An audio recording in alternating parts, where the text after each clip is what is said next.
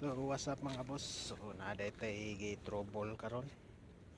So muna itong i-trouble karon mga boss, kitanggalan ako ang intik manifold kay pugak-pugak yung andar, hindi maganda yung andar nya.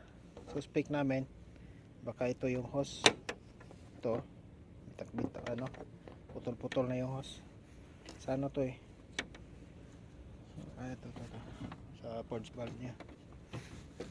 So hinahanap pa namin kung anong problema. Ngayon tinanggal namin to ignition coil. Ayan, okay naman, pero parang may ano siya, ayan, parang nag rainbow, pero okay lang siguro yan. Itong isa talaga yung kapansin-pansin ko na parang may nag leak siya na ano ba, kuryente. Ito yan, baka ito na yung problema niya.